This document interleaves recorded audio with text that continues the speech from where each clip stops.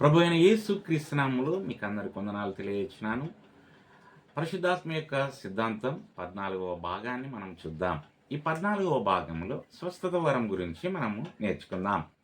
ప్రాథమిక బ్యాప్టిస్ట్ దృక్కోణం నుండి స్వస్థత యొక్క వరం అనేది వ్యక్తులకు ఆరోగ్యము మరియు శ్రేయస్సును పునరుద్ధరించడానికి పవిత్రాత్మ ద్వారా అందించబడిన అతీంద్రియ సామర్థ్యంగా అర్థం చేసుకోవచ్చు. సాధారణంగా ప్రార్థన లేదా చేతులు వేయడం ద్వారా ఈ వరం యొక్క వివరణాత్మక పరిశీలన ఇక్కడ ఉన్నది. మొదటగా నిర్వచనం. స్వస్థత వరం యొక్క భౌతిక మరియు భావోద్వేగ లేదా ఆధ్యాత్మిక వ్యాధులను నయం చేసే దైవ సామర్థ్యాన్ని సూచిస్తుంది. ఇది వ్యక్తులను పునరుద్ధరించడానికి దేవుని శక్తి యొక్క వ్యక్తిగా పరిగణించబడుతుంది. తరచుగా అద్భుత సంకేతాలతో సంబంధం కలిగి ఉంటుంది. రెండవదిగా బైబిల్ సందర్భం. కొత్త నిబంధన ఉదాహరణలు. యేసు తన పరిచర్యలో భాగంగా అనేక స్వస్థతలు చేశాడు. అనారోగ్యము మరియు వ్యాధిపై తన అధికారాన్ని ప్రదర్శించాడు. మత్తయి సువార్త 4:24 కానీ మార్కు సువార్త 1:34 మనం గమనించవచ్చు. అపోస్తలులు ముఖ్యంగా పేతురు మరియు పౌలు సువార్త సందేశాన్ని ధృవీకరించడానికి స్వస్థత అనే బహుమతిని కూడా ఉపయోగించారు. అపోస్తల కార్యం 3:1-10 గమనించవచ్చు. అపోస్తల కార్యము 9:32-35 కూడా మనం గమనించవచ్చు. మూడవదిగా వరం యొక్క ఉద్దేశం, బహుమతి యొక్క ఉద్దేశం, స్వార్థ యొక్క ధృవీకరణ.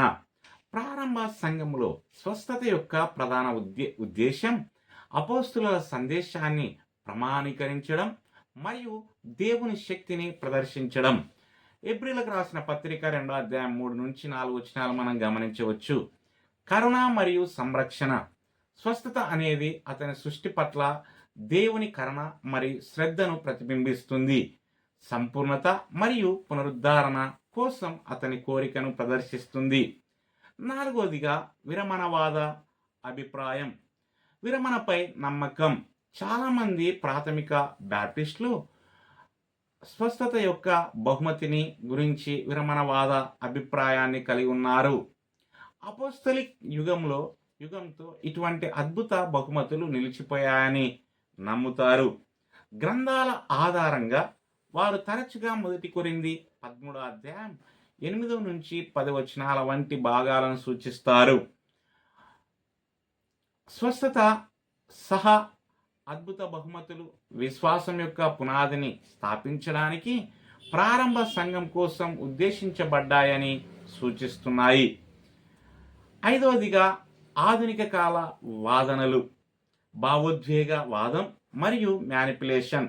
ప్రాథమిక బ్యాప్టిస్టులు స్వస్థత చేసే పరిచర్య యొక్క ఆధునిక కాల వాదనలపై సందేహాస్పదంగా ఉంటారు. తరచుగా వాటిని మానసికంగా నడిచే లేదా తారుమారు చేసేవిగా సూచిస్తారు. లేఖన మద్దతు లేకపోవడము. వారు స్వస్థత యొక్క ఏదైనా దావా లేఖన ఆధారంగా లేదా బైబిల్ సూత్రాలకు అనుగుణంగా ఉండవలసిన అవసరాన్ని నొక్కి చెప్పారు. బైబిల్ బోధలకు కట్టుబడి ఉండని ఆచారాల పట్ల వారు హెచ్చరిస్తున్నారు. ఆరవదిగా ప్రార్థన మరియు విశ్వాసం పాత్ర. స్వస్థత కోసం ప్రార్థన. నిర్దిష్ట వరం ఆగిపోయినట్లు భావించినప్పటికీ ప్రాథమిక బ్యాప్టిస్టులు స్వస్థత కోసం ప్రార్థన యొక్క శక్తిని విశ్వసిస్తారు. యాకోబు పత్రిక 5:14-15 దేవుని సార్వభౌమాధికారం మరియు చిత్తంపై నమ్మకం ఉంచి రోగుల కోసం ప్రార్థించమని విశ్వాసులను ప్రోత్సహిస్తుంది. దైవిక స్వస్థత. దేవుడు ఈరోజు స్వస్థత చేయగలడని మరి చేస్తాడని వారు ధృవీకరిస్తారు. అయితే ఇది సాధారణంగా వ్యక్తులు చేసే నిర్దిష్ట బహుమతి ద్వారా కాకుండా అతని సార్వభౌమ సంకల్పం యొక్క సందర్భంలో అర్థం చేసుకోబడుతుంది. సారాంశంలో ప్రాథమిక బ్యాప్టిస్ట్ దృక్కోణం నుండి స్వస్థత యొక్క బహుమతి ఆరోగ్యాన్ని పునరుద్ధరించడానికి బైబిల్ మరియు అద్భుత సామర్థ్యంగా పరిగణించబడుతుంది. ప్రాథమికంగా ప్రారంభ సంఘము మరియు అపోస్తులతో సంబంధం కలిగి ఉంటుంది. చాలామంది ప్రాథమిక బ్యాప్టిస్టులు ఈ బహుమతి నిలిచిపోయిందని నమ్ముతారు. స్వస్థత కోసం ప్రార్థన యొక్క ప్రాముఖ్యతను మరియు స్వస్థత ప్రక్రియలో దేవుని సార్వభౌమాధికారాన్ని నొక్కి చెప్పారు. వారు బైబిల్ బోధనలకు వివేచన మరియు కట్టుబడి ఉండవలసిన అవసరాన్ని నొక్కి చెబుతూ స్వస్థత యొక్క ఆధునిక వాదనలను జాగ్రత్తగా సంప్రదించారు.